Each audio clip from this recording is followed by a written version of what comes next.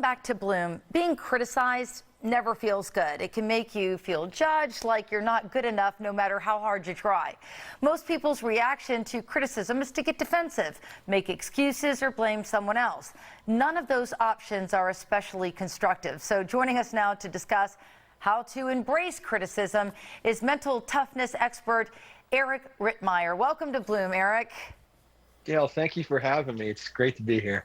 You know, I've heard it's good to take constructive criticism, but can we make all criticism constructive?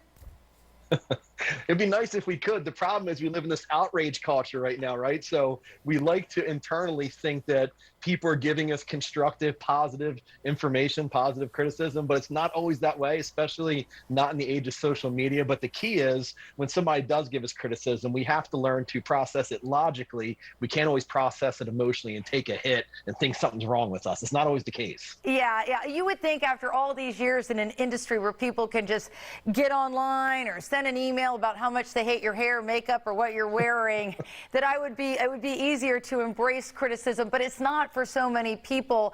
But how can we make criticism help us grow?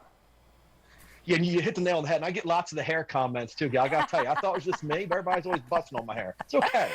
I refer to this as building an emotional resilience. And what we do at that point is, sometimes we really do want to listen to what people are saying. And if it stings internally, normally it stings because it means it might be true. So we have to be careful to not just shut everybody down when they say things we don't like. We have to find a way to process that logically, then internalize it and say, okay, they have a point or they don't have a point, but we have to be really, really careful that we can't shut down the stuff that we don't like. It's normally because there might be some truth to it. That can be an issue.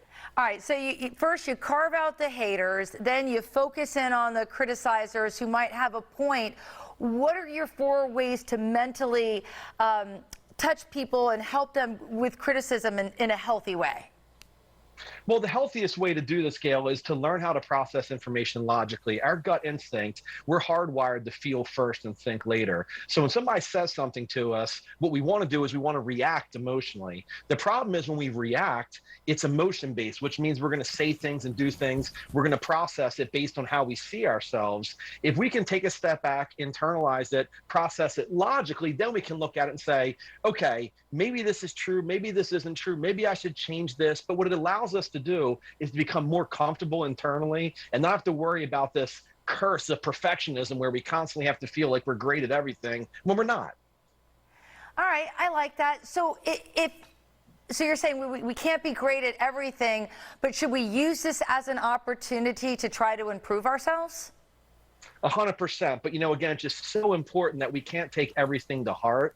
And again, when we're processing emotionally, that's what we do. We're only going to filter out the things that we want to hear, things that we like, and then we're going to shut down other stuff. So if we can learn to take that barrier down, take things for what we're really hearing it. And again, it's real important. I do this with my teenagers, my teenage kids and all their friends.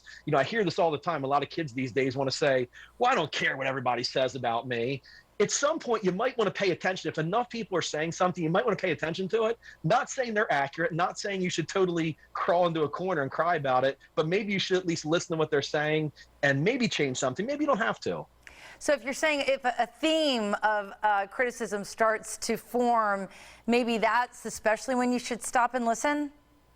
100%, because again, it keeps going back to the emotion thing. If we're processing emotionally, our brains are not going to allow us to see things we don't like. It's just the way we are. So we're going to hear these things. It's going to sting internally. And we're going to say, you know what? We don't want to deal with that. We don't like that. But it stings probably, or I should say probably, it might sting because there's some truth to it. Our brains are just telling us to turn away from it because it's causing us pain. We have just about a little over 30 seconds, but when you're dealing with somebody who's criticizing you, do you have to learn how to better communicate with that person so you don't feel so, protective of yourself? You sure do, Gail. And the big thing here is understanding our triggers. We all have these triggers. So if we're aware of them and we can systematically desensitize our brain, 2 of the biggest words in my language, I have no idea how to spell them. If we can systematically desensitize our brain, we're prepared for this type of criticism. So again, we can take it, we can look at it and say, okay, what they just said upsets me. What's going to follow this is going to be an emotion-based reaction. I got to be careful. Maybe I should be really, really cautious in my words I'm getting ready to use. All right, I want to tell folks, Eric, about your new book. It is Maximize Your Emotional Intelligence that you're offering a free download right now. You can also visit mentaltoughness.speaker.com. And for what it's worth, Eric, I love your hair. The makeup? No makeup? It's all Come on perfect. now. It's perfection. Don't go messing with it. All right, it's great having you on Bloom today. And we'll be back with more Bloom right after this.